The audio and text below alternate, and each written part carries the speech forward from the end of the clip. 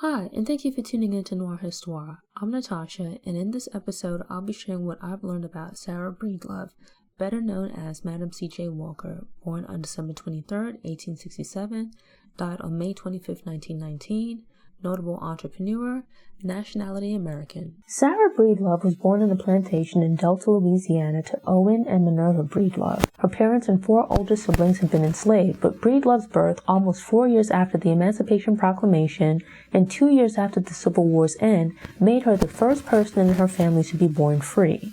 Like many other formerly enslaved people, Breedlove's parents became sharecroppers. In this farming tenant arrangement that was barely removed from slavery, the Breedloves found themselves consistently poor.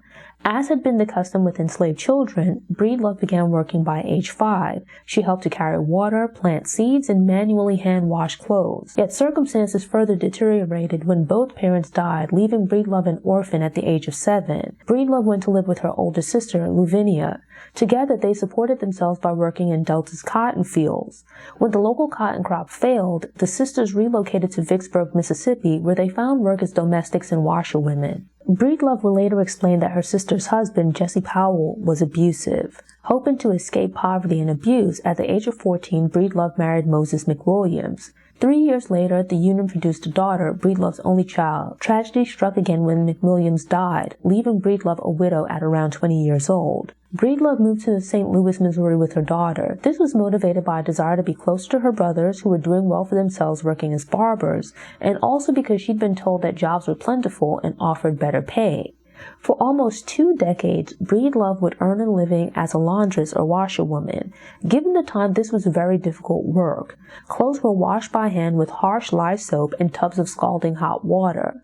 While backbreaking, this work made it possible for Breedlove to provide her daughter with the education that she had not received in hopes that she would have an easier life. While in St. Louis, Breedlove joined the AME Church and National Association of Colored Women, which brought her into contact with local well-to-do black people.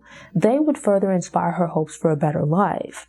Breedlove also met and married her second husband, John Davis. The marriage ended in divorce, allegedly due to Breedlove having to provide for Davis, who was an abusive, philandering alcoholic. In her 30s, Breedlove began to lose her hair. This was likely due to years of stress, financial instability, and hard physical labor beginning to take its toll. She sought advice from her brothers and also tried various hair products. Searching for a cure for her hair loss introduced Breedlove to Annie Turnbow Malone's The Great Wonderful Hair Grower. Malone was a black entrepreneur in the hair care industry and hired Breedlove as a sales agent. In 1905, Breedlove relocated once again, this time to Denver, Colorado. Some sources state she continued to work as a rep for Malone.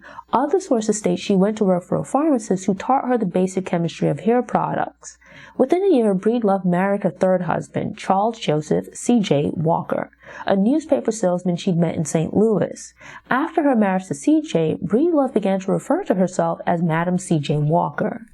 Upon arriving in Denver, Walker had spent her free time experimenting with hair growth products. She sold the products door to door and received assistance from CJ with marketing and mail order distribution. The couple traveled across America, the Caribbean, and Central America, building relationships and training sales agents to support their growing company. After the roadshow, the couple initially settled in Pittsburgh, Pennsylvania, where Walker opened a beauty school.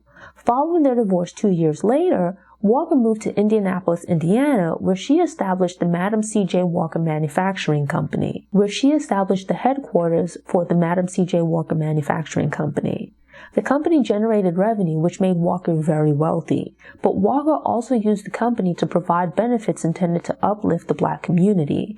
The black women hired as sales agents and trained as beauticians were given employment options beyond being domestics, washerwomen, or farmhands, and Walker also made generous donations, first to individuals in need and later to organizations. She provided financial backing for the campaign against lynching, scholarships, and orphan/elderly housing. In 1916, Walker moved to Harlem, leaving the day-to-day operations of the company's businesses to trusted employees. While suffering from high blood pressure and kidney failure, Walker became involved in Harlem's social scene. The company's sales are believed to have pushed Walker's net worth above $1 million, enabling her to build a mansion in New York City's northern suburbs while also acquiring properties in Harlem and other cities. During her life, Walker achieved her dream of providing her daughter with a better life. When she died at the relatively young age of 51, Walker bequeathed her estate to her daughter and various charities. Thanks for tuning in. Show notes and sources are available on the Noir Histoire website via the link in the episode description. I'm working on creating downloadables and infographics, so keep an eye on the website. These Black History Facts are released every Wednesday, so if you enjoyed this episode and want more, subscribe to the channel, click the notification bell, and check out my Black History Facts playlist.